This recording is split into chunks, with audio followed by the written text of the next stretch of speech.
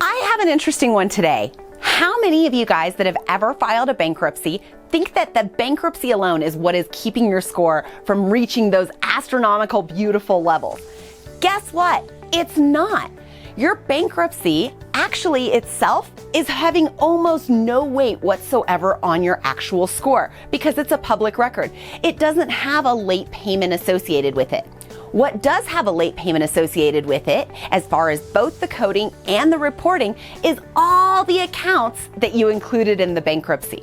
This is also one of those times where I say you get what you pay for. So my personal advice, if you're gonna file bankruptcy, and it's okay to file, if you're going to file, find an attorney that is worth their money. Don't find the cheapest one in the yellow pages. Find one that is going to be thorough and efficient. What I mean by that, first and foremost, you want to make sure that they list every creditor. So let's just say that you wrote off a credit card with ABC Bank. And then ABC Bank sold that credit card debt that you defaulted on to 123 Collections.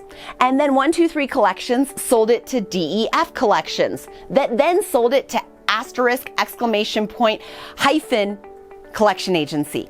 You want to make sure that your bankruptcy attorney is including all of those different companies and not just the first and last, or even more importantly, not just the last.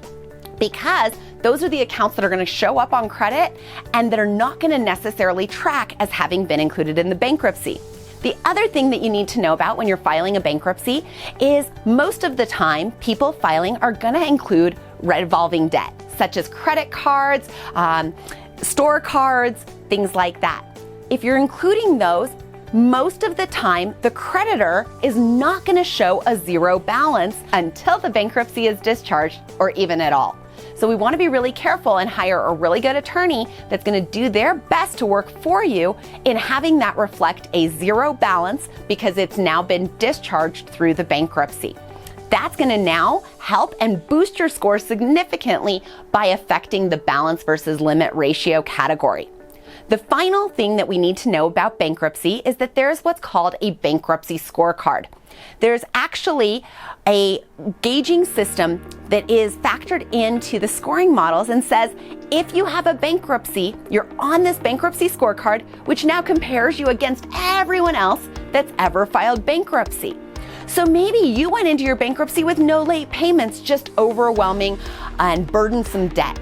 Or maybe you had your bankruptcy 6 years ago, and now you've done all these great things to reestablish positive credit. Let's think about that. If you're being gauged against everyone else that's ever filed bankruptcy and hasn't done these things, versus having removed the bankruptcy, maybe through a credit repair company, maybe through your own contesting of the account, and now you're being gauged against people that don't have a bankruptcy, which one do you feel is going to make a more advantageous show of your story? You're right.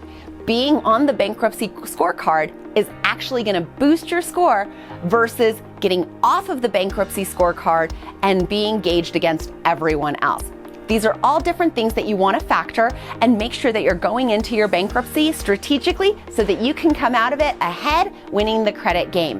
Feel free to get on my calendar at the scheduling link below, and I'd be more than happy to give you some input on how this pertains to your specific situation. Thank you.